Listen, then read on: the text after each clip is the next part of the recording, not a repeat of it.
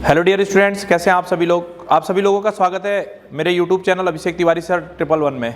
आज फिर से एक चर्चा का विषय उत्तराखंड पटवारी की परीक्षा को लेकर के रहेगा। मेरा मुख्य उद्देश्य ये रहेगा कि आंसर तो आप लोगों तक पहुंच ही जाए और साथ ही साथ में मेरा यह आप लोगों तक मैसेज पहुँचाना है कि हम लोगों ने किस तरह से पढ़ा था और कितना परसेंट मेरा पढ़ाया हुआ परीक्षाओं में रन किया, और साथ ही साथ में हमने परीक्षाओं को देने के बाद किन छोटी छोटी गलतियों के साथ हमारे साथ मिस्टेक हुई है और हमसे परीक्षाएं पास होते हुए भी क्यों अपने आप के नेचर में वो दूर का स्वभाव बनाते चले जा रही हैं, और ऐसा क्यों हो रहा है परीक्षा का स्वभाव कि हम उसमें पूरे के पूरे क्वेश्चन अटेम्प्ट करने के बारे में हमें लालच पैदा हो जा रहा है। इन सब चीज़ों के बीच में मैं फिर से चर्चा का विषय रखता हूँ और आपको पेपर सॉल्व करके इसको एक एक नंबर सॉल्व करके आपको बताता हूँ कि किस तरह से हमने चीज़ें पढ़ी हैं और किस तरह से चीज़ों को लेना है और परीक्षा वाला कहाँ पर गेम किस तरह से खेलता है। इन सारे चीज़ों पर मेरी चर्चा का विषय रहेगा। आप सभी लोग क्या कहते हैं अपने मोबाइल में क्या कहते हैं पेपर को देख लें, ठीक है। जिसके बाद पेपर है वो पेपर से देखे, नहीं तो मोबाइल वाला मोबाइल से देखें। चलिए पहला क्वेश्चन, पहला सेट में हिंदी से लेकर के चल रहा हूँ और हिंदी के पार्ट को हल कर रहा हूँ, ठीक है। हिंदी वाले पार्ट को, अगर हिंदी के पार्ट पर मैं चर्चा करता हूँ तो हिंदी के पार्ट में 1 से लेकर के 20 तक क्वेश्चन थे। पेपर का नेचर कैसा था और पेपर वाले ने किस तरह से हमें उसमें उलझाने का प्रयास किया उसको समझते हैं। पहला ही क्वेश्चन है मेरे पास कि वागीश का संधि विच्छेद क्या होगा। देखो ये प्रश्न वागीश का संधि विच्छेद क्या है, तो सीधी सी बात है, जिस विद्यार्थी ने मेरे से पढ़ा है और साथ ही साथ में जो विद्यार्थी भी तैयारी कर रहा होगा ये क्वेश्चन गलत करके नहीं आएगा और वह समझ जाएगा कि इसका आंसर क्या होगा। तो इसका आंसर ए वाला बनेगा। क्या बनेगा? ए वाला बनेगा इसका आंसर, ठीक है। अब लेकिन कुछ विद्यार्थियों के लिए कोई मैसेज चीज मेरे को बतानी है, वो चीज ध्यान से सुनेगा, ठीक है। वागीश, पहला क्वेश्चन था वागीश। अब देखो परीक्षा वाले ने क्या करा, वाक शब्द 2 बार दिया ऐसे लिख करके। अधिकतर विद्यार्थी जिसने नहीं अच्छे से पढ़ा होगा या नहीं देखा होगा उसका दिमाग इतना लग गया होगा कि भाई वाक 2 बार दे रखा है। इसके बाद देखो उसने पहले ही प्रश्न में जो मेरे पास सेट है उसका पहला ही प्रश्न फंसाने का प्रयास पूरा किया है और उसके बाद उसने एक शब्द लिखा ईस और एक शब्द क्या लिखा, ईस लिखा। मैंने आपको पहले भी क्लास में बता रखा है कि परीक्षा वाला एक के साथ हमसे 2-3 चीजें पूछने का स्वभाव रखा, नेचर रखता है। और उसने क्या किया, अब देखो जैसे वाक है और ईस है, वाक और धन क्या है, ईस है। तो मैं आपसे ये कहना चाह रहा था कि इसने यहां पर भी फंसाने का काम किया है। अब जिसको लिखने का नेचर नहीं आएगा, उच्चारण से संबंधित, वर्तनी से संबंधित चीजों का अगर जिसको भान नहीं होगा तो उस विद्यार्थी ने यहां पर भी इसमें गलती कर दी होगी। जैसे एक नया विद्यार्थी मैं उससे पूछता हूं, आप मुझे बताओ बालक ये शब्द क्या है, इसे पढ़ो जरा तेज। हाँ आप ही जो आए हैं, हाँ तेज पढ़ना इसे। क्या शब्द लिखा, पढ़ो। ईस पढ़ना है, इसको पढ़ो ईस। कहने का दोनों ही स्वभाव का नेचर इनके मुंह से क्या निकला, ईस निकला। अब मुझे आप बताइए ईस और ईस कौन सा ईस इसमें सही होगा, ए वाला या बी वाला? कौन सा वाला? बी वाला। ये तो चलो कहीं ना कहीं हमको हेल्प मिल रही है, पड़ोस में हमारा दोस्त ही बैठा है, हमारी पूरी क्लास बैठी पड़ी है तो हेल्प मिल रही है। लेकिन परीक्षा में यही प्रश्न अगर हमारे पास आ गया, हमें आता भी है वाक धन ईस, तब भी अगर उच्चारण से संबंधित भेद का ज्ञान नहीं है तो इसमें इस पर भी आंसर क्या कर सकता है, सही कर सकता है। हल्की पढ़ाई यहां पर घातक सिद्ध हो सकती है। हल्की पढ़ाई क्या हो सकती है, घातक सिद्ध। उसका स्वभाव देखो, परीक्षा है, एक एक नंबर आपके लिए बहुत इंपॉर्टेंट है। तो मैं आपको कह रहा हूं पहला ही क्वेश्चन, उस पर मैंने आपको इतनी बात बताई और मैंने क्लास में ये चीज बता भी रखा है कि भाई इसमें आने के बाद भी हमसे वो एक के साथ 2 चीज पूछ सकता है और वो उच्चारण से संबंधित ज्ञान है, वर्तनी से संबंधित ज्ञान है। तो परीक्षा में पहला ही क्वेश्चन आपको मैंने बताया कि हाँ, लेकिन ये क्वेश्चन जो विद्यार्थी पढ़ रहा है, तैयारी कर रहा है, वो गलत नहीं करेगा और 101% क्या कहते हैं वो सही करके आएगा। चर्चा का विषय है क्लास में। अंग अंग खिल उठा, ये क्वेश्चन बहुत ही सरल मुहावरा है। अगर हम पढ़ते हैं तो देखो, थक जाना, प्रसन्न होना, नींद आना, क्रोधित होना, तो सीधी सी बात है अंग अंग खिल जाना माने प्रसन्न होना। पढ़ा हुआ क्वेश्चन है, कोई दिक्कत ही नहीं आ रही है। पर उपदेश कुशल बहुतेरे, सरल क्वेश्चन है। इसके स्वभाव को अगर हम पढ़ते हैं तो इसमें निकल जाएगा कि दूसरों को सीख देना क्या है, सरल है। तो ये भी क्वेश्चन पढ़ा हुआ है, कोई ऐसी दिक्कत नहीं। देखो अभी तक अगर मैं बात करूं तो विद्यार्थी की कलम नहीं रुक रही है, चलते जा रही है। नेक्स्ट, जिस सर्वनाम से वक्ता के पास या दूर की किसी वस्तु के निश्चय का बोध होता है, निश्चय शब्द पर जोर डालना था, निश्चय का बोध होता है, उसे कौन सा सर्वनाम कहा जाता है। अब ये क्वेश्चन अगर मैं देखता हूं ना, जैसे ये क्वेश्चन थोड़ा सा सोचने वाला है, ऐसा नहीं कि जैसे पेपर में देखा इसका ये आंसर ना, उसके स्वभाव को 1-2 बार आप पढ़ लीजिए। हो सकता है कि उसमें ही कोई ऐसी बात नहीं के स्वरूप में रख दे या किसी और चीज में रख दे तो आपको फंसाने का प्रयास करे। इसमें जल्दीबाजी नहीं करना है, आपके पास भरपूर टाइम है, उस पर थोड़ा सा गौर फरमाइए। तो इसका आंसर क्या कहते हैं आपका, क्या कहते हैं, आ जाएगा निश्चय, निश्चयवाचक आ जाएगा। सरल है क्वेश्चन, निश्चय शब्द पर जोर और आंसर बिल्कुल सटीक बनेगा। तो चौथे का आ जाएगा बी। पांचवे का देखिए, जिस शब्द से किसी एक वस्तु या व्यक्ति का बोध होता है उसे क्या, कौन सी संज्ञा कहते हैं। क्लास में मैंने पढ़ा भी रखा है, परीक्षा में आने के बाद चंचलता नहीं कि मैंने तुरंत इसका आंसर देखा और कुछ आंसर बना दिया, समझो उसे। कोई बच्चे जातिवाचक करके आ गए, कोई बच्चा भाववाचक करके आ गया है। अरे भाई प्रश्न का स्वभाव समझो, उसके नेचर को समझो। बहुत ही, और प्रेशर ऊपर से परीक्षा में बहुत ज्यादा होता है, तो वहां पर विद्यार्थी हो सकता है कि इसमें फंस जाए। ये क्वेश्चन कह रहा है कि जिस शब्द से किसी एक व्यक्ति या वस्तु का बोध हो, एक व्यक्ति और वस्तु का बोध हो जाए तो वो क्या कहलाएगा। सीधी सी बात है, आपका क्या कहलाएगा, व्यक्तिवाचक कहलाएगा। क्या कहलाएगा, व्यक्तिवाचक कहलाएगा। तो ये क्वेश्चन थोड़ा सा एक बार अच्छे से रीडिंग करने वाला क्वेश्चन था, और इसमें फंसने का कहीं से चांस नहीं था, क्योंकि पढ़ाया गया है, व्याकरण को बहुत अच्छे से आपको समझाया गया है। सूर्योदय हुआ और कुहासा जाता रहा, ये तो क्वेश्चन देखते ही, जिस आप लोगों ने क्लास में भी पढ़ रखा है कि किस तरह से वाक्य होते हैं, सरल वाक्य, संयुक्त वाक्य, साधारण वाक्य, सब पढ़ा रखा, मिश्र वाक्य। तो ये आ जाएगा आपका क्या कहते हैं, संयुक्त वाक्य आ जाएगा, छठे का सी। सातवां देखिए, कनक कनकते सौगुनी मादकता अधिकार। ये क्या क्वेश्चन, देखिए देखा जाए तो कितना सरल स्वभाव है उसका, और उस सरल स्वभाव में विद्यार्थी में उत्साह आ गया। अरे कनक कनकते आ रखा है, तुरंत यमक अलंकार, और तुरंत उसने यमक अलंकार इसका आंसर कर दिया होगा, डी आंसर इसका सही आएगा। अभी तक एक में से 7 में से कोई ऐसा क्वेश्चन नहीं था जिसको आपको पढ़ाया नहीं गया है और जिस पर आपकी गाड़ी रुकती हुई दिखाई दे रही है। कहने का फर्स्ट टाइम अटेम्प्ट क्वेश्चन थे ये 7 तक के अभी तक। तीर शब्द का पर्यायवाची इसी क्लास में बैठा करके तीर शब्द को बता करके पेपर में दे करके आपको समझाया गया है। सर आएगा, क्या आएगा, सर आएगा, बिल्कुल सिंपल। अभी तक मतलब कि मेरे क्लास का पढ़ाया हुआ विद्यार्थी अभी तक फंसने वाली जगह है ही नहीं उसके पास। तो 8वें का सी आ जाएगा। बर्बर शब्द का क्या आ जाएगा, सभ्य आ जाएगा, पढ़ा रखा है, बता रखा है। 9वें का बी आ जाएगा। 10वें का है अनाजी शब्द का विलोम क्या है। अब ये प्रश्न आया, अब इस प्रश्न में आने के बाद यहां पर ये फर्स्ट अटेम्प्ट क्वेश्चन मैं नहीं कह सकता हूं कि ये फर्स्ट अटेम्प्ट क्वेश्चन था। आपको यहां पर स्वभाव में समझना चाहिए था और इसको फर्स्ट अटेम्प्ट क्वेश्चन नहीं बनाना चाहिए था। आपको फंसाने का भरपूर प्रयास किया है अनाजी। अब जैसे आप लोगों ने गांव घरों में देखा हो, अरे भैया क्या कारोबार है, तो वो बोलता है यार क्या कर रहे हैं, अनाज उगाते हैं, अनाजी आदमी है। तो दूसरे से अगर कोई कारोबार करता है, कहीं बाहर जाकर के कुछ कर रहा, क्या है, कामकाजी आदमी है यार, दिन भर काम काज चलते रहता है। तो एक तो दिमाग कुछ विद्यार्थियों का यहां पर अनाजी का कहां चला गया, कामकाजी में चला गया। किसी ने अनाज का सीधे सीधे पता नहीं कहां से इस टाइप का दिमाग लगाया, ना भाव पड़ा ना अर्थ पड़ा, बोला अनाज का क्या कहते हैं, सनाजी हो जाएगा। क्या हो जाएगा, सनाजी हो जाएगा। ना आप भाव आया ना कोई अर्थ। चलो एक बार के लिए जिसने अनाजी शब्द से कामकाजी निकालने का प्रयास किया उसको तो समझ में आ रहा है कि गांव घरों में इस तरह की बातें होती हैं, लेकिन किसी विद्यार्थी ने अगर उसे अनाजी से सीधे सीधे सनाजी बना दिया तो सनाजी का भाव ही नहीं निकल रहा होगा यार दिमाग में, वो तो खाली तुक्का हो गया आपका।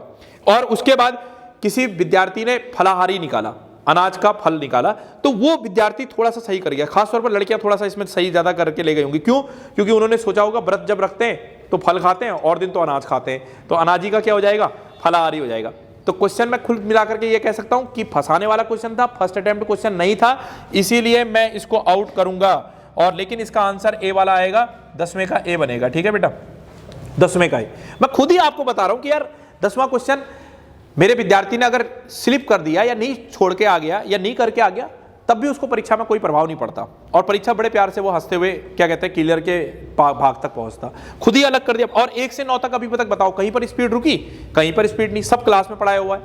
परीक्षा में अचानक से अनाज वाले पर ब्रेक था। अनाजी का इतनी जल्दी आ जाना ये मैं स्वाभाविक प्रक्रिया का भाग नहीं समझ सकता। जिसने पढ़ा हो, जिसने व्यक्तिगत तौर पर बहुत अच्छी तैयारी की हो, उसके दिमाग में हिंदी के अर्थ का भाव रहता हो, वो विद्यार्थी यहां पर कर ले जाएगा।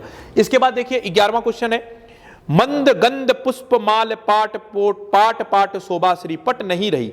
अब ये कभी ये पंक्तियां आई जब हम पढ़ते हैं स्वाभाविक प्रक्रिया में, हम देखते हैं कि हम इसके भावार्थ इन सब चीजों पर इतना ज्यादा प्रयास नहीं करते हैं, लेकिन हाँ थोड़ा सा यहां पर चतुराई का दिमाग लगाना था।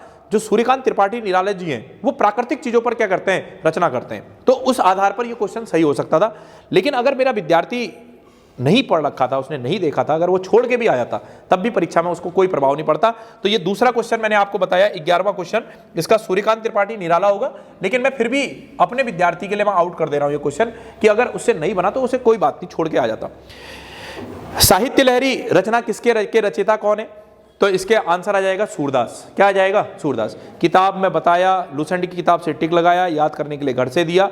अब फिर भी आपको दिक्कत आई, क्यों आई दिक्कत, उसको ध्यान से सुनो। परीक्षा में बैठने के बाद दिमाग ने प्रेमचंद और सूरदास पर जोर मारा। और समझ में नहीं आया कि प्रेमचंद होगा सूरदास होगा, प्रेमचंद होगा सूरदास। बिहारी पर दिमाग किसी का नहीं जा गया होगा और ना ही क्या कहते हैं देव पर किसी का दिमाग गया होगा, इन दोनों पर अटक गई कहानी बहुत लोगों की। और फिर उसमें जिस विद्यार्थी ने रिपीट का बहुत अच्छा पार्ट दिया, चीजों को पढ़ते समय उसकी बारीकी से उसका अध्ययन करने का प्रयास किया है, वो विद्यार्थी यहां पर सफल हो गया होगा और इसका आंसर क्या आएगा, सूरदास आएगा। तो स्वभाव सरल था, लेकिन अगर रिपीट का अभाव था तो 101% परीक्षा भवन में बैठ करके क्वेश्चन ने उसे रगड़ दिया होगा, कहने का बाल खींचने लग गया होगा, प्रेमचंद होगा या क्या होगा, सूरदास होगा। तो मैं आपको यही बता रहा था कि पढ़ने के बाद भी अगर हमारा स्वभाव रिपीट का नहीं है तब भी आपसे परीक्षा क्या नहीं हो पाएगी, उत्तीर्ण नहीं हो पाएगी। और वहां पर तो भाई अपना दिमाग अपना खेल, वहां तो हर क्वेश्चन अपने आप में क्या आता है, ऐसा लगता है जैसे फंसा रहा हो, जैसे क्या कर रहा हो, फंसा रहा हो। तो इसका आंसर पढ़ाया हुआ था पहली बात तो, और दूसरा इसका आंसर क्या आ जाएगा आपका, हाँ क्वेश्चन नंबर कौन सा है, 12वें का आंसर आ जाएगा आपका क्या कहते हैं, सूरदास आ जाएगा, बी आंसर, पढ़ा हुआ क्वेश्चन है। 12वें के बाद 13वां देखो, निम्नलिखित में से इलेक्ट्रॉनिक मीडिया के अंतर्गत क्या नहीं आता है, तो सीधी सी बात है समाचार पत्र सीधा आंसर बन रहा है। थोड़ा सा स्वभाव को जब कभी सोचने वाले कोई क्वेश्चन, ये थोड़ा सा सोचना था, ऐसा नहीं कि जल्दीबाजी से आंसर देना है, थोड़ा सोचना है, प्रश्न को अच्छे से पढ़ना है और तब जाकर के इसका आंसर आ जाता है। समाचार पत्र सरल स्वभाव का प्रश्न, अच्छा सब प्रश्न है। कठिनाई शब्द में कई बार मैंने बताया, कठिन धन आई, मूल शब्द का निर्माण करिए और शब्द की रचना कर दीजिए, आई शब्द आ जाएगा, क्या आ जाएगा, आई शब्द आ जाएगा। कीर्ति का क्या हो जाएगा, अपकीर्ति हो जाएगा, ठीक है, बहुत ही सरल है, पढ़ा हुआ है। महर्षि का सही संधि विच्छेद क्या है, मैंने आप लोगों को पढ़ा भी रखा है, महाधन ऋषि अलग से इंडिकेट करके अलग भी करवा रखा है, तो इसका आंसर आ जाएगा बेटा क्या कहते हैं, महाधन ऋषि, बी वाला आएगा, ठीक है, बी वाला आंसर आ जाएगा। 17वां क्वेश्चन है, शुद्ध शब्द का चयन करिए। देखो ये शुद्ध शब्द का चयन करना था, अनुकूल शब्द कई बार आपने अपने जीवन में लिखा भी होगा और कई बार आप लोगों को शुद्ध शब्द की उसमें वर्तनी में मैंने आपको बता भी रखा है। तो अनुकूल शब्द है, सी वाला लिखने की शैली के आधार पर सही हो जाएगा। इसके बाद देखो 18वां क्वेश्चन, 18वां क्वेश्चन क्या कहते हैं, पढ़ाया था आपको, टेस्ट के माध्यम से जोड़ा था, साप्ताहिक का सप्ताह का साप्ताहिक होता है ऐसा बताया था, लेकिन फिर भी परीक्षा है और परीक्षा में बहुत सारे ऐसे विद्यार्थी जिनसे मेरी बात हुई, उन लोगों ने ये कहना था कि सर हमने इसे सप्ताह समझ करके साप्ताहिक कर दिया और साप्ताहिक शब्द नहीं कर पाए। मैंने आपको कई बार बोला परीक्षा में क्या होता है, जैसे अब मैंने क्लास में आपकी वर्तनी चेक कर रहा हूं, मैंने शब्द बोलना है, अब भाई मैं तो शुद्धि शब्द बोलूंगा, साप्ताहिक बोला आपने, लिख दिया, आपका दिमाग कितना खुला, ना के बराबर खुला, और परीक्षा वाले ने उसी पर गेम खेल दिया। देखो किसी भी विद्यार्थी को सांसारिक और पारिवारिक, सीधी सी बात है, दोनों गलत शैली में, आंसर में कंफ्यूजन कहां था, 50-50 कहां था, बी और सी में था कि साप्ताहिक होगा या साप्ताहिक होगा, साप्ताहिक होगा या साप्ताहिक। वो बच्चे बड़े क्लियरिटी के साथ कर ले गए जिन लोगों ने इसका रिपीट अच्छा किया था, जिसने देखा था। सभा एक पढ़ना होता है, एक अच्छे से पढ़ना होता है, एक उसके तरीके को देख करके आंखों में बैठाना होता है। तो यहां पर परीक्षा में प्रेशर पड़ा होगा और जिसने देख करके अच्छे से उसे मेंटेन नहीं किया उसको भी हिंदी ने अपने आप में क्या बनाया होगा, बौना बना दिया होगा, स्वाभाविक सी बात है। लेकिन पढ़ाया हुआ क्वेश्चन है, करवाया हुआ क्वेश्चन है, कोई डाउट नहीं है और इसका आंसर 18वें का आ जाएगा बी। देखो सरकारी या स्वायत्त शासीय निकायों या संस्थानों के निर्णय, प्रतिवेदन आदि को जब जनसाधारण के सूचनार्थ समाचार पत्रों द्वारा प्रकाशित एवं प्रसारित किया जाता है उसे क्या कहा जाता है। तो सीधी सी बात है, थोड़ा सा अच्छे से पढ़ना था, उसके स्वभाव को जानना था, आंसर आपके पास था और इसका आंसर क्या होता, प्रेस विज्ञप्ति होता। तो 19वें का आंसर आ जाएगा ए। अल्प विराम का उपयोग वाक्य के किस खंड में किया जाता है, ये क्वेश्चन है कि अल्प विराम का उपयोग जो है वाक्य के किस खंड में किया जाता है। अब देखो एक चीज समझने का प्रयास करो, क्वेश्चन पूछा, क्वेश्चन हमारे पास आया, मैंने आपको क्लास में एक एक पॉइंट के बारे में, ये क्वेश्चन भी मैंने आपको क्लास में बता रखा है और मैंने आपको पूरा समझा रखा है कि 3 होते हैं, एक पूर्ण विराम होता है, इसे पूर्ण विराम बोलते हैं। हिंदी में पहले एक ही विराम चिन्ह था जिसे हम पूर्ण विराम बोलते थे। मैंने इसके बाद आपको अर्ध विराम के बारे में भी समझाया था और मैंने उसके बाद अल्प विराम के बारे में भी समझाया था। अब बात क्या आती है, प्रश्न आया हमारे पास, प्रश्न आने के बाद ये अल्प विराम का भाव प्रदर्शित कर रहा है, अल्प विराम का भाव प्रदर्शित कर रहा है। अब बात ये आती है, मैंने आपको बताया कि वाक्य पूरा होने पर, वाक्य के आधे भाग पर और वाक्य के चौथाई भाग पर, ऐसा कोई भी प्रश्न उसका नहीं था, ना उसने चौथाई पूछा था, ना आधा पूछा था, ना पूर्ण पूछा था। अब बात क्या आई, फंसाया कैसे उसने अल्प विराम शब्द को। अल्प विराम शब्द को यह पूछा कि किसी खंड के कहां पर लगता है, खंड पूछ दिया। वाक्य हुआ ये और उसका आधा हिस्सा भी क्या कहलाएगा, खंड कहलाएगा।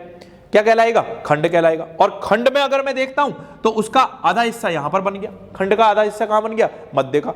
तो कुछ विद्यार्थी ये सोच करके कह रहे हैं मध्य में, लेकिन मैं अगर बताऊं आपको कि इसका आंसर क्या होगा तो मेरे हिसाब से कहीं पर भी क्या आएगा, कहीं पर भी।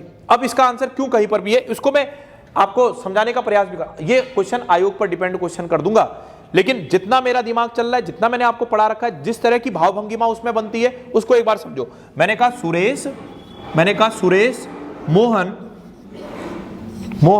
विमल, सुरेश, मोहन, विमल, ये सब क्या लग गया आपका? अल्पविराम लग गया। सुरेश, मोहन, विमल, विद्यालय,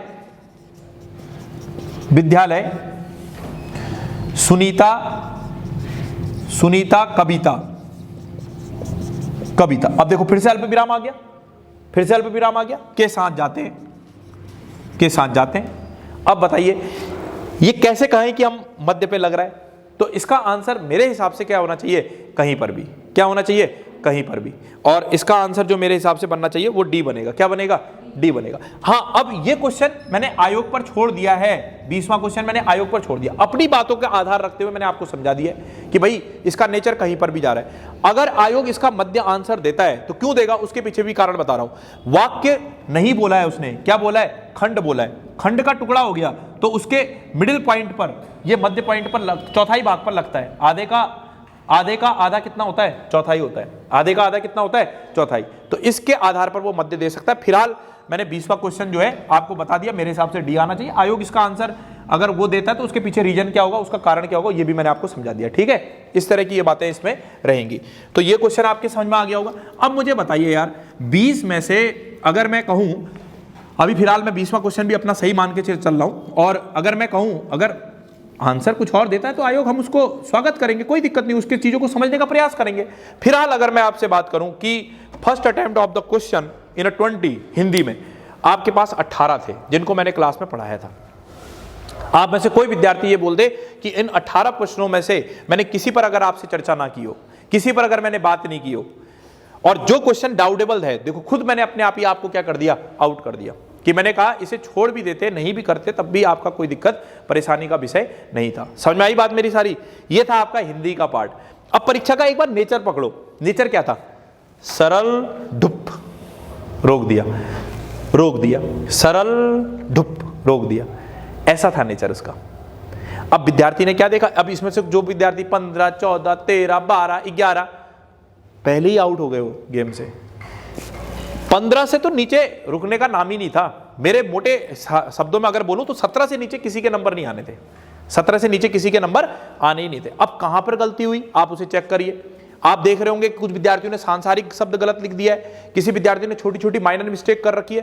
तो ये दुखदाई क्या कहते हैं आपका विषय बन जाता है परीक्षा भवन के लिए। ठीक है, उस विद्यार्थी ने पढ़ा लेकिन कहीं ना कहीं अभी भी निगाहें जो है क्वेश्चन को पढ़ने में साफ नहीं है, उसको थोड़ा सा मेंटेन करें। परीक्षाएं ऐसी ही होती हैं जैसा मैंने आपको बताया, और ये 20 क्वेश्चनों में से मैंने आपको बताया कि इस तरह का नेचर हमें देखने को मिला है। आइए अब 21वें क्वेश्चन से चलते हैं। देखो 21वें क्वेश्चन से फिर से रीजनिंग का पार्ट था, और आप लोगों ने देखा होगा कि इस बीच जब मैं पटवारी का बैच चढ़ा रहा था, मैंने अपने YouTube चैनल के माध्यम से 3 और 5 वीडियो बना करके आप लोगों को प्रेषित किया, और उसके बाद जो मैंने क्लास चलाई उस क्लास में सिर्फ मैंने रीजनिंग पढ़ाई। क्या पढ़ाई? रीजनिंग। और मैंने आपसे कहा था कि कुछ हो ना हो रीजनिंग जरूर आएगी, और रीजनिंग का जो मैंने स्वभाव पढ़ाया वो आपको काफी, मतलब कि ऐसा कह लीजिए कि जो कठिन कहलाता है उसको पढ़ाने का प्रयास किया। लेकिन बहुत अच्छी बात कि सरल स्वभाव की बातें हमसे पूछने का प्रयास उसने किया है। आइए पहला क्वेश्चन देखते हैं। इसमें एक व्यक्ति एक विशिष्ट स्थान से 1 किलोमीटर पूरब की ओर चलता है। देखो जैसा बताया वैसा करो। 1 किलोमीटर पूरब की ओर जाता है, ये 1 किलोमीटर हो गया। उसके पश्चात वो 5 किलोमीटर दक्षिण में जाता है, 5 किलोमीटर दक्षिण में जाता है। फिर कह रहा है कि और फिर वो 2 किलोमीटर पूरब की ओर जाता है, 2 किलोमीटर पूरब जाता है। अंत में वो 9 किलोमीटर उत्तर जाता है, 9 किलोमीटर उत्तर जाता है। अब बताइए अगर मैं इस दूरी को मेंटेन करता हूं, कह रहा है प्रारंभिक स्थान से कितनी दूरी होगी। अगर ये 2 है तो ये भी कितना हो जाएगा? 2 ही किलोमीटर हो जाएगा। ये अगर 5 है तो ऊपर कितना बच जाएगा? 4 बच जाएगा। इसको आपस में मिला देते, पाइथागोरस प्रमेय लगा देते कि कर्ण का स्क्वायर बराबर लंब का स्क्वायर प्लस आधार का स्क्वायर। बड़े आसानी से सवाल निकाल लेते। 4 का स्क्वायर, सॉरी ये कितना है? 4 है ना, हाँ ये वाला हिस्सा 4 का स्क्वायर प्लस 2 और 3, 3 का स्क्वायर, 4 चक्को 16 और 3 तिया 9, 25, 25 का रूट कितना आ जाएगा? 5। आंसर कितना आ जाता? 5 आ जाता। इसमें कोई डाउट ही नहीं था। ठीक है, अच्छे से बन जाता। 21वें का डी पढ़ाया हुआ है। देखो 22वां क्वेश्चन थोड़ा सा सोचने वाला था, और सोच करके आसानी से आंसर निकल सकता था। कैसे? देखो 5 का गुणा अगर 5 से करोगे तो कितना आ जाएगा? 25। 25 में 3 जोड़ोगे तो कितना हो जाएगा? 28। ऐसे ही आप 11 का गुणा 11 से करेंगे 121। 121 में 4 जोड़ेंगे तो कितना आ जाएगा? 125। सेम ऐसे ही होगा, 9 9 81 और प्लस 11 तो ये हो जाएगा 92। तो बीच में क्या आ जाएगा? 92। 2 आ जाएगा। थोड़ा सा दिमाग लगाना था, क्वेश्चन बन सकता था, ठीक है, कोई ऐसा डाउट नहीं है इसमें। नेक्स्ट क्वेश्चन है, देखो 22 का क्या 23वां क्वेश्चन है। 23वें सब क्वेश्चन का नेचर एक बार समझने का प्रयास करिए। 23वें क्वेश्चन का नेचर क्या कह रहा है, देखो वो कह रहा है कि प्लस का अर्थ गुणा है, प्लस का अर्थ गुणा है। देखो 36 गुणे का अर्थ क्या है भाई, गुणे का अर्थ है इसमें ऋणात्मक, माइनस, तो माइनस का हो गया 4, ठीक है, और माइनस का अर्थ क्या है, विभाजन, भाग है, तो भाग हो जाएगा 8, और गुणे का अर्थ अभी आप लोगों ने बताया क्या है, माइनस है, तो माइनस का 4, ये हो गया, ठीक है। इसके बाद देखो फिर ये हो गया प्लस, प्लस का अर्थ क्या है, गुणा, तो प्लस का अर्थ है गुणा, गुणे का 8। इसके बाद इंटू का अर्थ क्या है, इंटू का अर्थ है माइनस। बहुत सारे विद्यार्थियों ने तो ये भरने में भी दिक्कत कर दी होगी, क्योंकि परीक्षा ही है, मैं सब जानता हूं कि हुआ क्या होगा वहां। तो 2 प्लस, प्लस का अर्थ क्या होगा, गुणा, गुणा हो गया, ठीक है, प्लस का अर्थ गुणा हो गया, गुणा का कितना आ गया 16, और डिवाइडेड का अर्थ कितना हो गया, डिवाइडेड का अर्थ है धनात्मक, प्लस, और ये कितना हो गया 1। ये आपने भर लेना था। अब भरने के बाद इसको हल करना था। मैंने बी बॉडमास का नियम समझाया था, vinculum, bracket, of, division, multiplication, addition और सब्सट्रैक्शन, उसको फिट कर देना था, सवाल आपके पास था, कोई इसमें डाउट नहीं था, ठीक है।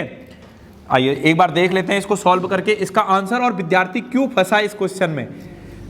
चलिए एक बार वो भी मैं चर्चा का विषय रखता हूं जिससे आपका दिमाग खुले। 36 में से 4 चला जाएगा, कितना आ जाएगा 32, 32 का भागा 8 और 4, ऐसा नहीं कि 4 से घटा देंगे, जो बॉड मास का नियम है उसी पर काम करना है। 8 चौक 32, 16 दूनी 32 और प्लस 1।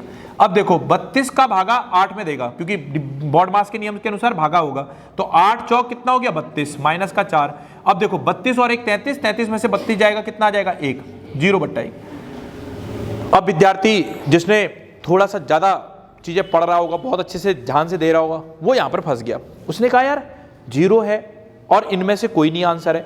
अब आंसर 0 आएगा या इन्फिनेटिव आएगा, क्योंकि उसके दिमाग में ये बातें चल रही होंगी, 101% चल रही होगी। ऊपर 0 0 होता, मैंने आपको बताया था, नीचे 0 क्या होता, अनंत। ऊपर 0 0 होता, नीचे 0 क्या होता, अनंत। ऐसा मैंने क्लास में आपको भेज रखा, बता करके भेजा है। तो ऊपर 0 0 होता, सीधी सी बात है, आंसर क्या आएगा 0, और नीचे 0 क्या होता, इन्फिनेटिव। अब सीधी सी बात है, अगर मैं 0 से किसी भी संख्या को भाग दूंगा तो वह कभी जाकर के पूरा होगा, कभी पूरा नहीं होगा, अपने आप ही आंसर क्या आएगा, इन्फिनेटिव आएगा। लेकिन अगर ऊपर 0 है तो आंसर क्या आएगा, 0 आएगा।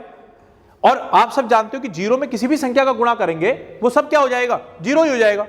और अगर दूसरी बात बोलूं तो 0 की अपनी स्वतंत्र वैल्यू नथिंग है, लेकिन अगर देखा जाए तो 0 किसी भी संख्या के साथ लग करके अरब खरब पता नहीं क्या क्या बना देता है। तो 0 की अपनी एक विशेष वैल्यू है, और इसी के कारण से, या थोड़ा सा समझ भी लेता, इनमें से बहुत सारे विद्यार्थी इनमें से कोई नहीं आंसर करके आ गए, दिमाग तेज लगा दिया, थोड़ा ज्यादा पड़ा हुआ दिमाग लगा दिया लग रहा है। तो इसका आंसर आएगा 0 आंसर आएगा, इन्फिनेटिव नहीं आएगा, ठीक है बेटा। ऊपर 0 0 होता, मैंने बताया था, तो इसको मिटा दे रहा हूं मैं, इसका आंसर 0 आएगा, ठीक है। इसको मेंटेन कर लेना था, कोई ऐसा टफ नहीं था सवाल कि आप मेंटेन नहीं कर पाते इसे।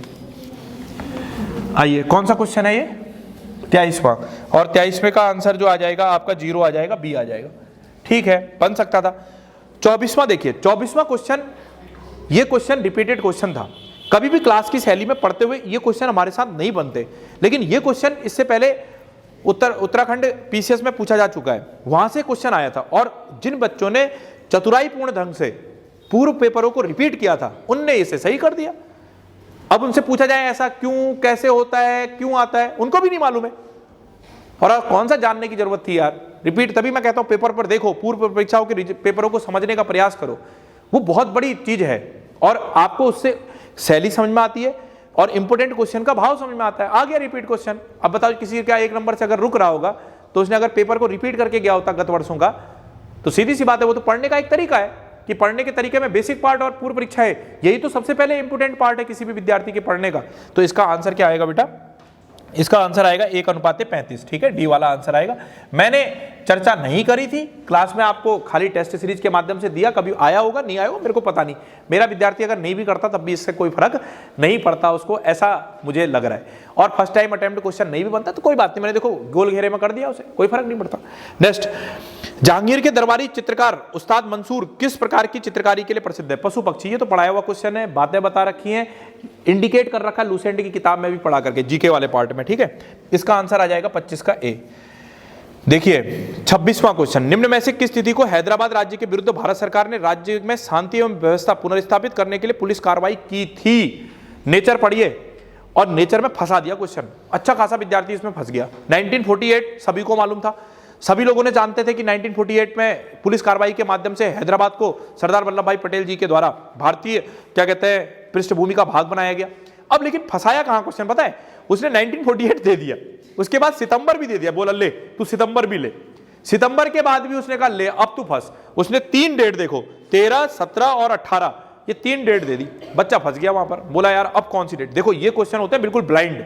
अगर आपने नहीं पढ़ रखा है, आंसर नहीं आ रहा है, तो आप ये मान के चलो न्यूमेरिकल वैल्यू क्वेश्चन जिसे हम सन वाले क्वेश्चन बोलते हैं, ये बड़े खतरनाक क्वेश्चन है। अगर आएगा तो बिल्कुल सही आ जाएगा, नहीं तो फिर ये ऐसा फंसाता है ना पेपर वाला, उसके सन्निकट चाह करके भी आंसर क्या नहीं हो पाता है, सही नहीं हो पाता है।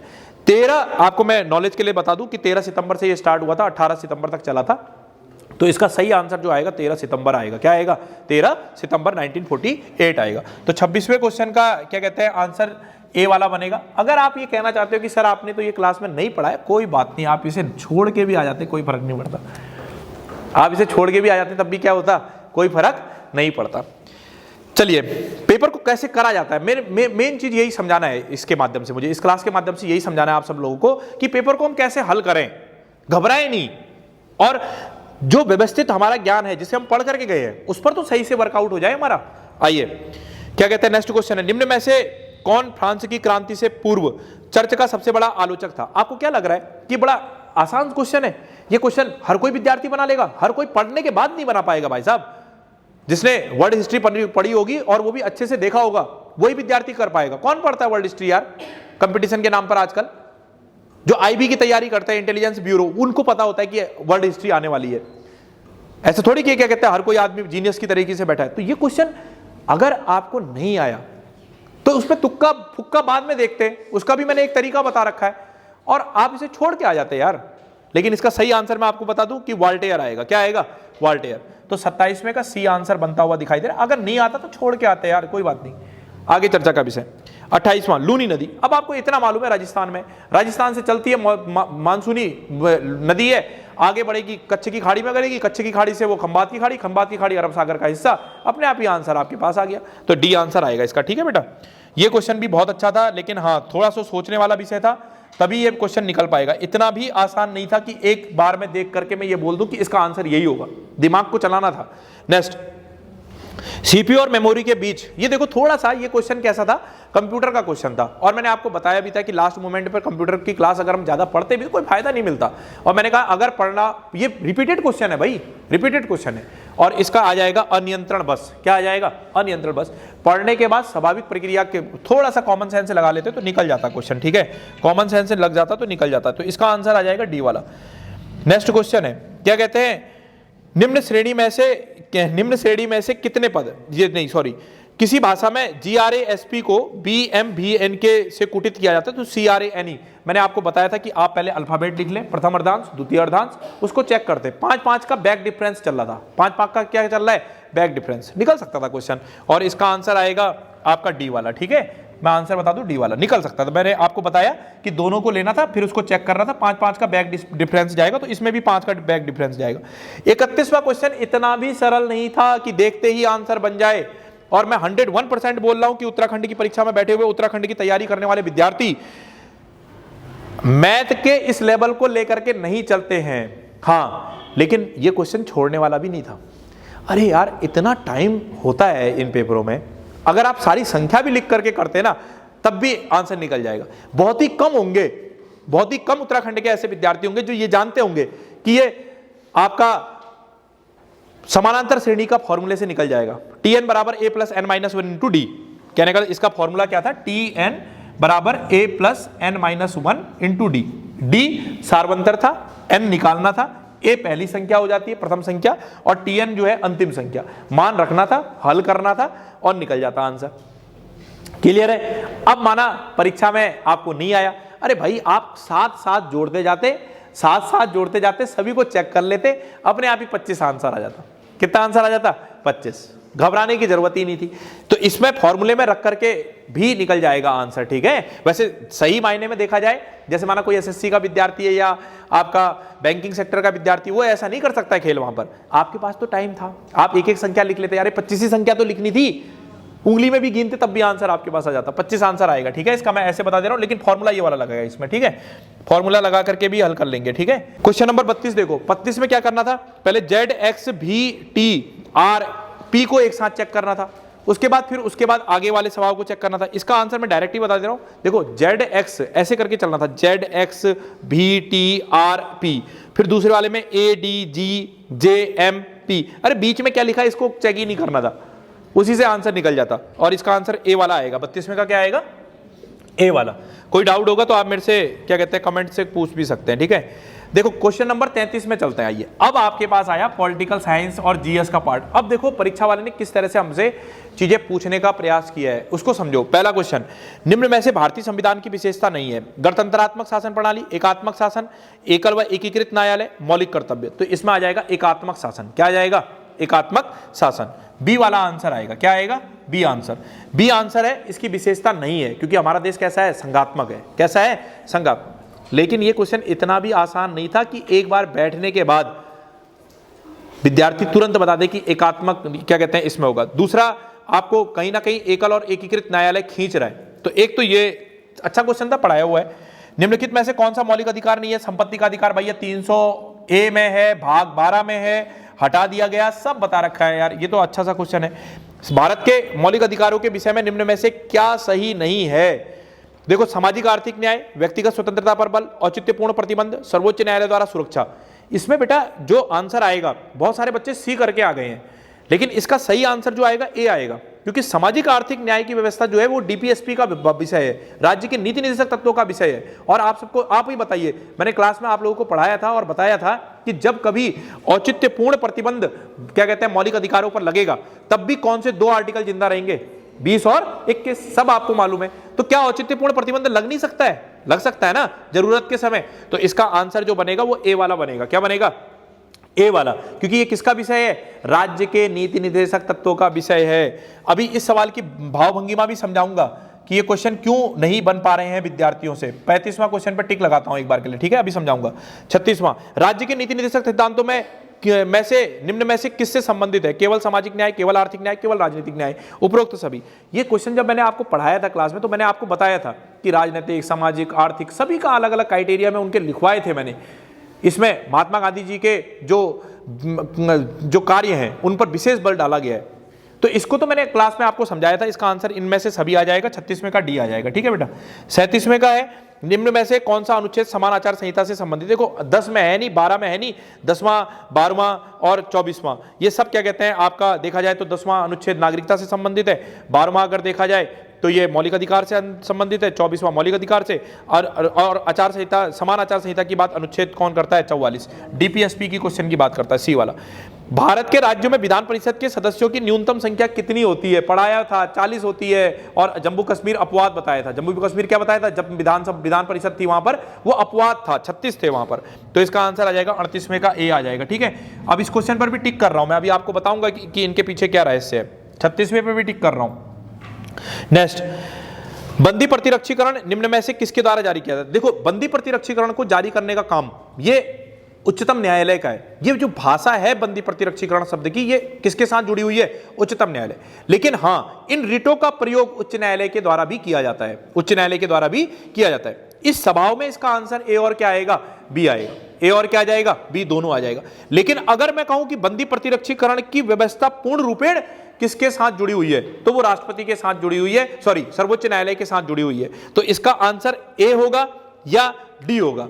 अब मेरे हिसाब से तो डी होना चाहिए, लेकिन आयोग इसमें क्या आंसर देता है उसको चेक कर लेंगे, ए और डी। ठीक है, ए और डी पर मैं ऐसा क्वेश्चन मार्क लगा करके रख दे रहा हूं। ठीक है, स्टार लगा करके रख दे रहा हूं कि आप आयोग पर डिपेंड क्वेश्चन के अंतर्गत शामिल कर सकते हैं इसे। ठीक है, इसके बाद देखिए क्या कहते हैं, क्वेश्चन नंबर 39वां हो गया। 40वां देखिए, संघ लोक सेवा आयोग के सदस्यों की सेवा शर्तें किसके द्वारा, किस अधिकार, शर्तें तय करने का अधिकार किसको है, तो राष्ट्रपति को है भैया। इसमें तो बहुत ही सिंपल है ये। राज्य पुनर्गठन आयोग अपनी रिपोर्ट कब प्रस्तुत करता है। ये क्वेश्चन कोई साधारण क्वेश्चन नहीं था यार। अधिकतर विद्यार्थी का दिमाग 1953 में चला गया। कुछ विद्यार्थी थे जिनका दिमाग, जिनने पढ़ा था, जिनने बिल्कुल देखा था, तब जाकर के 1955 होगा। तब क्या होगा, 1955 होगा। तो इसका आंसर जो आएगा 30 सितंबर 1955 आएगा। 30 सितंबर क्या आएगा, 1955। ये क्वेश्चन फंसाने वाला क्वेश्चन था बेटा, फंसाने वाला क्वेश्चन था। 41वें का डी, और मैं इसको आउट ही कर दे रहा हूं। इसको एक बार के लिए आउट ही कर दे रहा हूं, छोड़ो कोई बात नहीं। भारत के प्रथम निर्यात प्रसंस्करण जोन की स्थापना 1965 में कहां हुई थी? ये भी फंसाने वाला क्वेश्चन था, इतने आसानी से नहीं निकलता ये। जिसने पढ़ा होगा, जिसने समझा होगा वही कर पाएगा, नहीं तो कुछ लोग विशाखापट्टनम पहुंच गए होंगे, कुछ लोग मुंबई पहुंच गए होंगे और कुछ लोग कहीं और चेन्नई पहुंच गए होंगे। इसका आएगा कांडला गुजरात, ये डी आएगा। मैं इसको भी आउट कर रहा हूं, आप ये देखो ना, मैं कोष्टक लगा दे रहा हूं। अगर आप छोड़ के भी आते तब भी आपके स्वभाव के नेचर से एग्जाम निकल रहा था, एग्जाम छूट नहीं रहा था, ये बताने का प्रयास कर रहा हूं। नेक्स्ट क्वेश्चन है, देखो क्या कहते हैं, पुलिकट झील के मध्य में स्थित है, तमिलनाडु और आंध्र प्रदेश के मध्य में। ये तो पढ़ाया हुआ क्वेश्चन है, दिखाया हुआ क्वेश्चन है, एक्यूरेट करवाया है। निम्नलिखित में से किस क्षेत्र में सर्वाधिक जैव विविधता पाई जाती है? भारतीय क्षेत्र में जैव विविधता का भंडार है, और ये हमारा भारतीय क्षेत्र उष्णकटिबंधीय वर्षा वन के क्षेत्र में। ऐसा भी सोच करके अगर आप करते तब भी आंसर सही कर लेते तो 44 का सी आंसर आ जाएगा। लेकिन मैं इसमें डबल टिक लगा रहा हूं, आपको समझाऊंगा कि बाद में क्या है इस डबल टिक का महत्व। ठीक है, आइए नेक्स्ट क्वेश्चन है, बांग्लादेश में गंगा नदी को पद्मा कहा जाता है। ये तो पढ़ा हुआ क्वेश्चन है, कोई डाउट ही नहीं है। इसके बाद देखो, भीमराव अंबेडकर ने किस अनुच्छेद को भारतीय संविधान का दिल एवं आत्मा का? डायरेक्ट बोल दिया भीमराव अंबेडकर, इसका आंसर आ जाएगा आपका डी। ठीक है, इसका आंसर आ जाएगा डी। 47वां क्वेश्चन देखो, भारत की राष्ट्रपति द्रौपदी मुर्मू, फंस गए लोग, उड़ीसा तक पहुंचे, किस जनजाति के हैं, नहीं कर पाए। ये क्वेश्चन वो कर ले गया होगा जिसने उस समय अखबार पढ़ा होगा, तभी मैं बोलता हूं अखबार पढ़ो। अब करंट की तैयारी कर रहे हैं, ऐसे विकट वाली तैयारी करंट की चल रही है, खुद करंट लग गया, करंट यूपीएससी लेवल की करंट पढ़ने लग गया इस समय पटवारी वाला विद्यार्थी। ले पढ़ा है, पता नहीं क्या क्या, कहां मिसाइल कहां छोड़ रहा है, कहां वैज्ञानिक अनुसंधान कर रहा है, पता नहीं क्या क्या करने लग गया इस बीच। तो अरे भैया, नेचर को समझो, पेपर के नेचर को। कैसा प्रश्न आया, लालच दे रहा है, अरे सही हो जा, तू सही हो जा।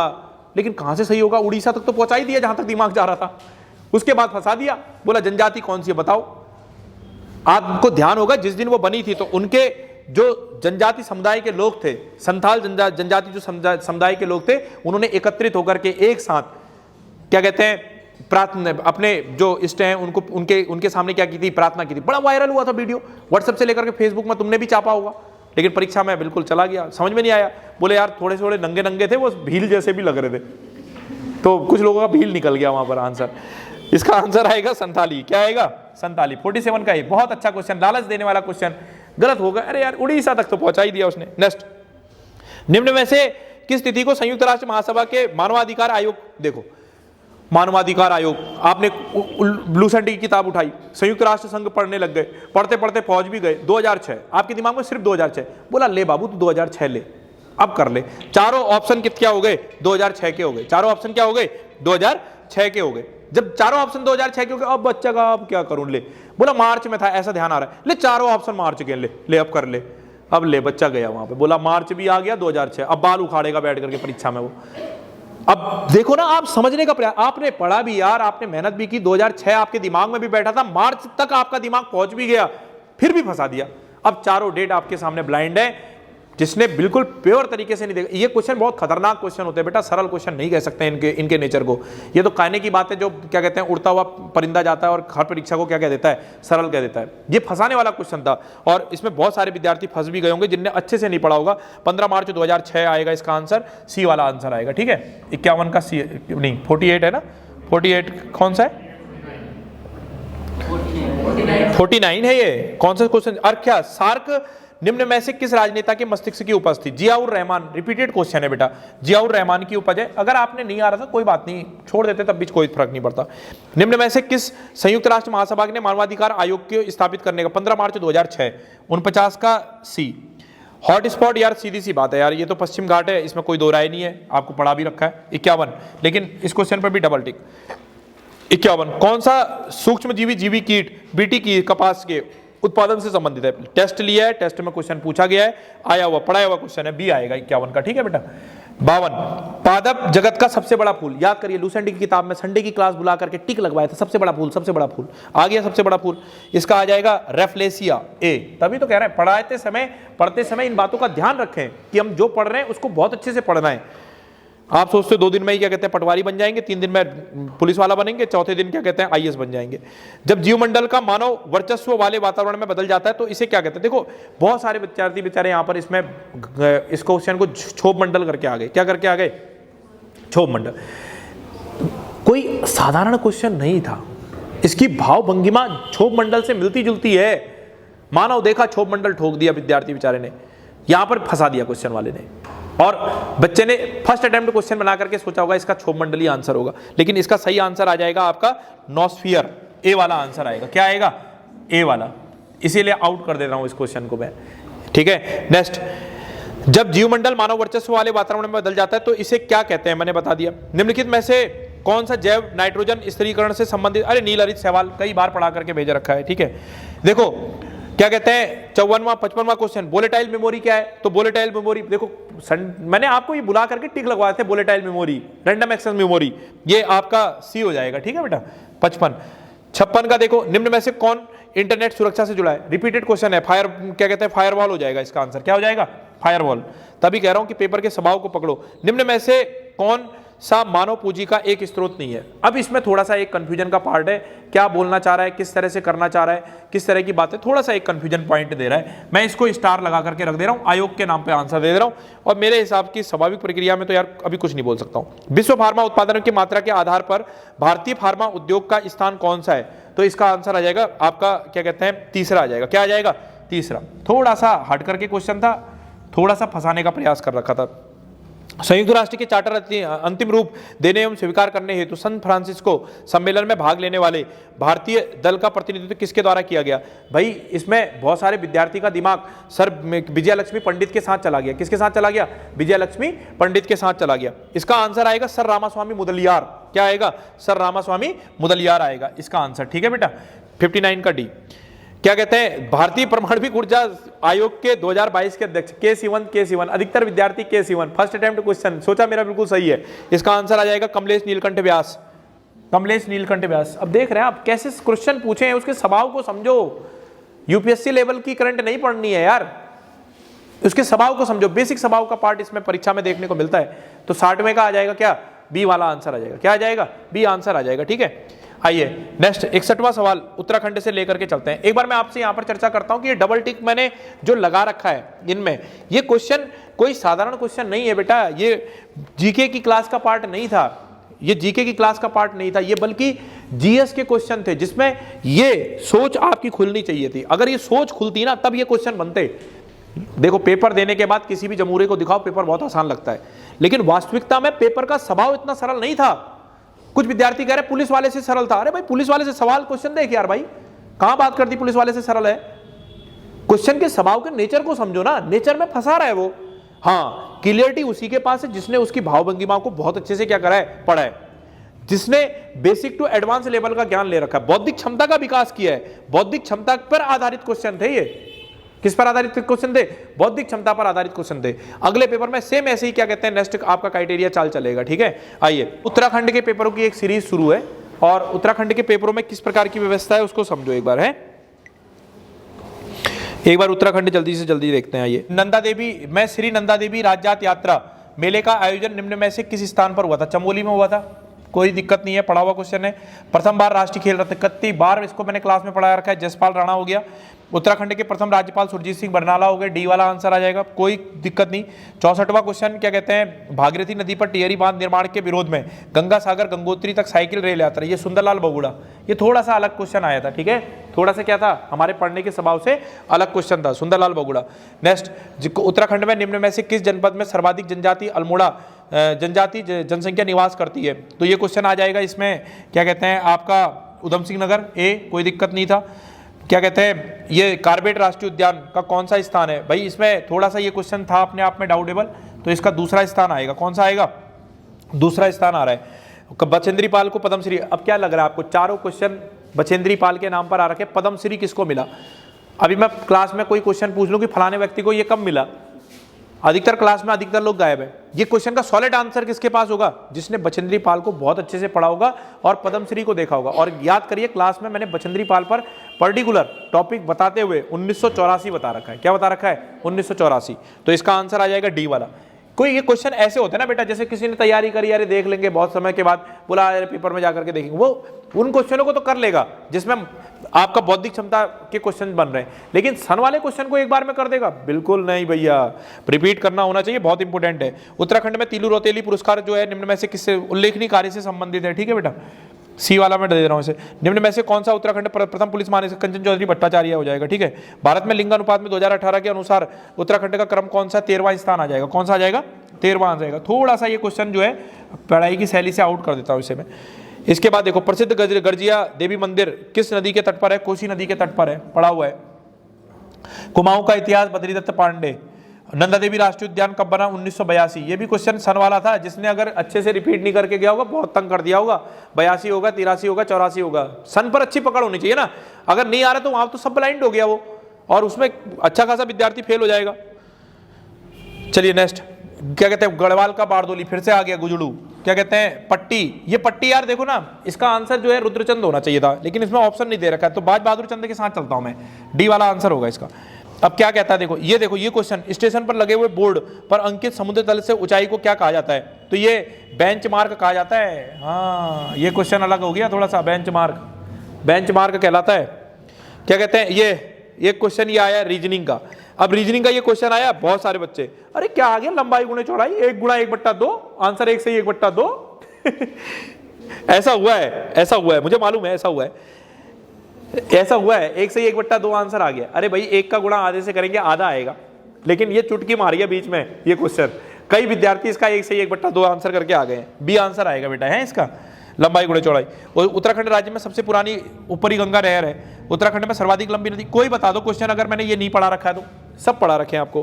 क्या कहते हैं? कौन सा सबसे बड़ा राष्ट्रीय उद्यान है? तो सबसे बड़ा राष्ट्रीय उद्यान आ जाएगा इसमें 80 का गंगोत्री राष्ट्रीय उद्यान, बी वाला आ जाएगा, ठीक है, 80 का बी। 81 देखो, क्या कहते हैं? निम्न में से कौन सा युग्म सही सुमेलिखित है? बाडिया देहरादून में यही सुमेलिखित है, और पे बाद में डिस्कस कर लेंगे, ठीक है। टोंस नदी किसकी सहायक नदी है? यमुना की सहायक नदी है। नेक्स्ट, जनपद अल्मोड़ा का ऊपरी भाग क्या है? अरे भाई सीधी सी बात है, जनपद अल्मोड़ा में कोई भी ग्लेशियर है नहीं है, तो सीधी सी बात है लघु हिमालय का भाग है, तो इसका आंसर सी आ जाएगा। मनेरी वाली परियोजना पड़ा हुआ है, डी आएगा। इसके बाद 2011 में जनगणना के अनुसार उत्तराखंड में किस जनजाति की जनसंख्या सर्वाधिक थी? थारू की है, ये तो पड़ा हुआ है। गौवासा ताम्रपत्र पढ़ाया हुआ है, ज्ञानचंद्र का है, ठीक है, 86 का सी हो जाएगा। ब्रिटिश शासन के दौरान कुमाऊं में भूमि को क्या कहते थे? धात कहते थे, ठीक है। अब इसमें भी कुछ क्वेश्चन में कंफ्यूजन बन रहा है, लेकिन धात मान के चलते हैं। 1790 में कोरखाओं में वहां का सुब्बा किसे को दिया? पढ़ाया हुआ क्वेश्चन है, जोगामल शाह को दिया था, ठीक है। 88, अरे ये क्वेश्चन कहीं गड़बड़ हो गया क्या? 87 का क्या था? 87 का पता ही नहीं, तो 86 का क्या था? ज्ञानचंद। 86 का ज्ञानचंद आएगा, ठीक है, सी। 87 का बद्रिका कुंड जो है स्कंद पुराण में किया गया है। और उसके बाद ब्रिटिश शासन के दौरान कुमाऊं में भूमि को क्या कहते थे? धात कहते थे। क्या कहते थे? धात कहते थे, ठीक है। 1790 में कुमाऊं पर विजय के पश्चात गोरखाओं ने वहां का सुब्बा किसे दिया? तो जोगामल्ल शाह को दिया। पढ़ाया हुआ क्वेश्चन है, सब पढ़ाया हुआ क्वेश्चन है। जहां पर मैं खुद ही बता दे रहा हूं कि यार ये क्वेश्चन थोड़ा सा डाउटेबल है, अगर इनको थोड़ा सा अगर नहीं भी करते ना फर्स्ट अटेम्प्ट क्वेश्चन बना करके, तब भी आपकी परीक्षा आपके पास आ रही थी। और क्यों नहीं करते? इसको भी करते। कब करते? जब आपके पास रिस्क बिल्कुल क्या हो जाता? पॉजिटिव हो जाता। आइए देखते हैं वर्ष 2001 और 2019 में ये क्वेश्चन मैं आयोग के पास दे दे रहा हूं, ठीक है। इसका प्रत्यक्ष एवं अप्रत्यक्ष कर मेरा दिमाग जा रहा है 90 वाले का, लेकिन इस क्वेश्चन को हम आयोग के साथ देख लेंगे। आयोग क्या इसका आंसर देता है उसके साथ देख लेंगे, सोचने वाला क्वेश्चन है थोड़ा सा। वात्सल्य योजना पढ़ा रखा है, सी आंसर आ जाएगा। इसके बाद देखो ये पढ़ाया हुआ क्वेश्चन था, लगातार बता रखा था भैया कि क्या कहते हैं, क्या रेट चल रहा है, आपका शिशु लिंग अनुपात क्या था? 890 आ जाएगा। 93 क्वेश्चन अभी थोड़े दिन पहले आपको खुद लिखवा करके भेज रखा है, तो ये 93 का बी आंसर आ जाएगा। 94 ये क्वेश्चन ग्रामीण निवासियों के आय में वृद्धि करना है, इसमें सोचने वाला था, लेकिन इतना भी आसान नहीं था ये क्वेश्चन, इसमें थोड़ा सा सोचना था, लेकिन इसका आंसर बी निकलेगा, ग्रामीण निवासियों के लिए आय। अब आयोग क्या देता है इसमें? तीरथ सिंह रावत भाई 116 दिन वाले हैं, 116 दिन वाले। इसमें 7 जनवरी 2021 को उत्तराखंड के मुख्य न्यायाधीश कौन थे? तो जस्टिस RS चौहान थे, सी आंसर आएगा। 1900 पंचायती राज्य अशोक मेहता समिति भाई 1977 आंसर आएगा, पढ़ाए हुए क्वेश्चन है यार ये। 1977 क्या कहते हैं? पंचायती राज्य कहाँ लागू हुआ सबसे पहले? तो राजस्थान में लागू हुआ। पंचायती राज्य दिवस कब मनाया जाता है? 24 अप्रैल को मनाया जाता है, ठीक है। ये तो रुकना ही नहीं है। वर्तमान में उत्तराखंड में राज्य में नगर निगम की कुल संख्या क्या है? तो ये आपके पास 9 है। अब देखो आयोग इसमें भी क्या कहता है, 9 तो बोले, लेकिन फिर उसके बाद वापिस लिया, तो फिलहाल वैसे इसका आंसर ए ही मान के चलते हैं। तो ये एक आपका सॉल्यूशन पार्ट था कि पेपर हमारे पास कैसे आया। अब इस पेपरों के बीच में हम देखते हैं कि अगर हम जो चीज हमारे से थोड़ा सा ओझल थी, जो हमारे 50-50 का पार्ट था, या ये कह लीजिए 80 to 90 का पार्ट था, अगर हम उसको भी करते तो हमारे साथ क्या होता, उसको समझाने का प्रयास करता हूं। आइए पहले क्वेश्चन गिनते हैं। 1 2 3 4 5 6 7 8 9 10 11 12 13 14 15 16, लगभग 16 क्वेश्चन ऐसे हैं जो आउट कर दिए मैंने। कितने आउट कर दिए? 16 क्वेश्चन। अगर मैं यार पेपर में बैठा पढ़ा हूं और 100 नंबर के पेपर को मैं अपने पढ़ने के स्वभाव के आधार पर हल करने चाहता हूं, मैंने 16 क्वेश्चन माइनस कर भी दिया, अगर मैं 16 को बढ़ा करके अगर मैं एक मोटा अनुमान कहता हूं, मुझे और डाउट हो गया परीक्षा में बैठ करके 20 क्वेश्चन भी अगर मैं आउट कर देता हूं, तब भी पढ़ा हुआ कितना परसेंट क्या कहते हैं परीक्षा में है, 80% है यार। और क्यों हम इसको करें? और वैसे अगर देखा जाए तो जितने मैंने आपको खुद ही आउट करके बता दिए, तो 82, 83, 84% क्या कहते हैं पढ़ा हुआ है, 82, 83% है। अब बात ये आती है कि क्या ये ऐसी पढ़ी हुई चीज ये किसके लिए? ये क्लास के वातावरण के लिए, परीक्षा भवन के वातावरण के लिए थोड़ी है। ये परीक्षा के वातावरण के लिए तो भैया हमारे पास उस चीज पे सोच और समझ और सामर्थ्य सब होनी चाहिए, तब हम उसे मेंटेन कर पाएंगे इतना परसेंटेज। तो मेरा आपसे यही कहना है कि ऐसा नहीं कि पढ़ाया हुआ पेपर में नहीं आ रहा है, पढ़ाया हुआ पेपर में आ रहा है, और अगर आप उतना भी अगर मजबूती के साथ तैयार करें तब भी आपसे परीक्षा कहीं भी ओझल नहीं हो जा रही है और परीक्षा आपका साथ निभा रही है। आप ये देखिए ना, उसका नेचर देखिए, 16 क्वेश्चन हो रहे हैं, मैं 20 कह दे रहा हूं, 80% बहुत होता है यार।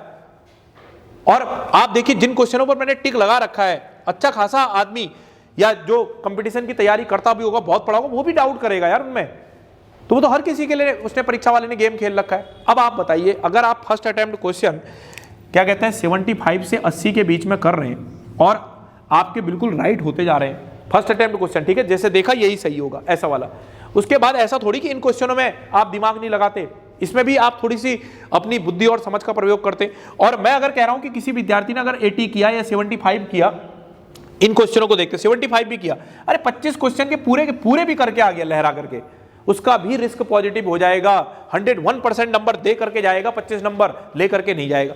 अब आपने क्या कहते हैं 50 क्वेश्चन किए, 50 आपने तुक्का मार दिया, तो सीधी सी बात है ये 50 को खा जाएगा यार वो। आपने अगर 55 किए और क्या कहते हैं आपने सीधे 45 क्वेश्चन उठा करके इधर ले लिए, आपके नंबर खा जाएगा यार। रिस्क की भी एक सीमा है और उत्तराखंड के पेपर कहता है रिस्क लो, लेकिन रिस्क की सीमा तक तो पहुंचो कि जहां पर सीमा के बाद ये डाउट ही नहीं रहता है कि मेरा नंबर खाएगा, मुझे नंबर क्या करेगा, दे करके जाएगा। तो कुल मिलाकर के अगर मेरी सारी बातों का अगर निचोड़ अगर मैं आपसे खींचता हूं, तो मेरी सारी बातों का निचोड़ ये है कि परीक्षा यार इतनी तो थी कि 75 से लेकर के 80 के बीच में आप इसे फर्स्ट अटेम्प्ट के साथ क्या कर लेते, मेंटेन कर लेते, फर्स्ट अटेम्प्ट के साथ क्या कर लेते, मेंटेन कर लेते। चलिए फर्स्ट से अगर मैं कहता हूं 75 से लेकर के 80 के बीच में अगर आप इसे मेंटेन कर 101%, जिस विद्यार्थी ने 75 या 70 मान लो, चलो हटाओ 70 कर लेता हूं, 70% भी जिस विद्यार्थी ने अगर किया होगा ना, और उसके बाद भी अगर उसने अन्य क्वेश्चनों पर रिस्क उठाया होगा, वो भी एग्जाम का रिजल्ट दे करके जा रहा होगा। रिजल्ट क्या कर रहा होगा, दे करके जा रहा होगा। अब अपनी आप गलती समझने का प्रयास करें कि आपसे गलती क्या हो रही है। इस स्वभाव के नेचर में अगर कोई क्वेश्चन आपसे अगर छूट रहा है तो वो क्यों छूट रहा है, क्या पढ़ने में आपकी कमजोरी है, कहां पर आपका बेस कमजोर हो रहा है, उसको आप लोग समझने का प्रयास करें। अभी तो इस वर्ष की ये पहली परीक्षा थी, अभी तो तमाम परीक्षाएं आपके पास आने वाली हैं। असफलताओं के बीच में सफलताओं का मार्ग प्रशस्त करिए, बार बार मेरा यही कहना है। अब मैं बात कर लेता हूं मेरिट के बारे में। देखो मेरिट के बारे में अगर मैं चर्चा करता हूं तो मेरिट इसकी क्या रहेगी, कैसे रहेगी, किस तरह से इसका परिदृश्य रहेगा, इसके बारे में थोड़ा सा एक बार देख लीजिए। मेरिट लगातार आपके मन में रहता है, मेरिट क्या जाएगी उसको देख लीजिए। मेरा जितना मानना है यार इस परीक्षा में, क्योंकि भाई उत्तराखंड सरकार ने रोक टोक तो बहुत अच्छी लगा रखी है, अब देखने में यही निकल रहा है और कहीं भी नकल वकल जैसे कोई वो नहीं है। अगर हाकम सिंह जैसे लोग बैठे रहते तो मैं ये कहता कि इसकी मेरिट भैया 85 से ऊपर जानी है, 90 से ऊपर पहुंचा देते, कोई दिक्कत नहीं। लेकिन अभी परीक्षा बिल्कुल शुद्ध वातावरण की परीक्षा है, हर विद्यार्थी का एक ही जैसा स्वभाव है, जो बहुत अच्छा पढ़ता है, जो बहुत अच्छा पढ़ रहा है, लॉन्ग टाइम ड्यूरेशन से तैयारी करने वाला थोड़ा सा उससे अलग हो जाता है। स्टार्टिंग के चहलकदम में बहुत सारे आपने देखा होगा, बहुत सारे लोग परीक्षा देने ही नहीं आए। तो कुल मिलाकर के अगर मैं परीक्षा की बात करता हूं, मेरिट जितना मेरे को लग रहा है वो जनरल कैटेगरी 75 से लेकर के 80 तक, या आपका जिसका ऊपर उससे चला गया 82, 83 जो भी जा रहा है, ये एक तो जिले वाइज मेरिट बन रही है, तो भी इसका अनुमान पूर्ण रूप से लगा पाना थोड़ा सा क्या है, कठिन है। लेकिन इस बीच में अगर कोई विद्यार्थी अगर फंस रहा है, 80 वाला तो भाई बहुत ही अच्छा है, वो तो अपने आप में बिल्कुल मान के चले कि सिलेक्शन होने वाला, फिजिकल के लिए बहुत अच्छे से रहे। लेकिन ये विद्यार्थी भी निराश ना हो 75 वाला। हाँ, अगर बालिकाओं की बात की जाए, भाई बालिकाओं की सीटें आपका जिन जिलों के हिसाब से वो क्या सीटें, तो वहां पर भी अगर मैं एक अनुमान लगाता हूं, क्योंकि सीटों की संख्या कम है, SC ST में भी सीटों की संख्या कम है, तो इस तरह से मेरा यही मानना है कि जो विद्यार्थी SC ST OBC हैं वो 72 से लेकर के आपका अगर 75 के बीच में चल रहे हैं, 75 76 इससे ऊपर जा रहे हैं तो अच्छी बात हो गई, वो विद्यार्थी भी उम्मीद बना करके रखें। और पूरे मटेरियल के गेम को अगर मैं देखता हूं तो एक बात कहना चाह रहा हूं कि 70 से ऊपर का विद्यार्थी अपने आप में धैर्य रखे। परीक्षाएं हैं, इसका क्या आकलन होगा, किस तरह की मेरिट आएगी, ये हम लोगों के द्वारा एक्यूरेट बता देना संभव ही नहीं है। जैसे परीक्षा में क्या पूछेगा आयोग, हर कोई ऐसा पूछेगा, ऐसा पूछेगा, ऐसा पूछेगा, क्या पूछा आपको मालूम ही है। तो ऐसे ही इसकी मेरिट क्या रहेगी एक्यूरेट, ये कह पाना अभी थोड़ा सा कठिन है। लेकिन हाँ, मेरा अपना एक अनुमान, पेपर अब खुद ही देखो ना, हमने 16 क्वेश्चन ये निकाल दिए। हम तो चलती हुई क्लास में 16 क्वेश्चन निकाल रहे हैं, परीक्षा में बैठ करके स्वाभाविक सी बात है 20 क्वेश्चन बाहर निकल जाएगा, 20-22 क्वेश्चन बाहर निकल जाएगा। तो आप खुद ही देखो ना, 22 क्वेश्चन लहरा करके भी नहीं बन पाएगा वो क्वेश्चन, अगर जिसने सही से पढ़ाई नहीं है और मेहनत नहीं कर रखी है, देखा नहीं है, सारी बारीकियों को समझा नहीं है। और सभी विद्यार्थी एक समान तो होते नहीं है। तो कुल मिलाकर के अगर परीक्षाओं की भावभंगिमा में बात की जाए तो 72 से लेकर के 80 के बीच में SC, ST, OBC, जनरल, बालिकाएं सब मतलब की कैद होने की संभावना है। ठीक है, अब एक्यूरेट मेरिट क्या रहेगी, जिले वाइज का मामला है, जिले के हिसाब की सीटें हैं, उसके आधार पर इसका बनना है। तो इसलिए उम्मीदें बना करके रखें। फिर से मैं आप लोगों से कह रहा हूं, परीक्षा देने गए, परीक्षा में बैठे, चीजों को समझा जाना, ये भी कहीं ना कहीं परीक्षा को उत्तीर्ण करने का एक प्रयास है। और उसके बाद दोबारा से दृढ़ निश्चय होकर के पढ़ने बैठना, ये उस असफलता की दूसरी कहानी है। और साथ ही साथ में तीसरी बात, अब आप परीक्षा के लिए थोड़े से अपने बौद्धिक क्षमता का विकास करें, चीजों को समझने के, ज्ञान के भाव को समझने का प्रयास करें। आपके पास ना रट्टा तोता आ पा रहा है और ना आपके पास सोचने की क्षमता का विकास हो पा रहा है। ऐसी स्थिति में परीक्षाएं आपके लिए दिन प्रतिदिन क्या होती जाएंगी, कठिन होती जाएंगी। एक बार पढ़ने का दृढ़ निश्चय लें, मेरा तो हर विद्यार्थी से यही कहना है। तो उम्मीद है आप इसे अच्छे से समझेंगे, जानेंगे। कोई भी दिक्कत अगर प्रॉब्लम आती है तो आप उसे कमेंट्स के माध्यम से पूछ सकते हैं। ज़्यादा से ज़्यादा मेरे वीडियो को अगर समझ में आ रहा है तो शेयर कीजिए, लाइक कीजिए, कमेंट कीजिए और साथ ही साथ में मेरे से जुड़ने का प्रयास करिए। इन्हीं सब शुभकामनाओं के साथ जय हिंद, जय भारत, जय उत्तराखंड।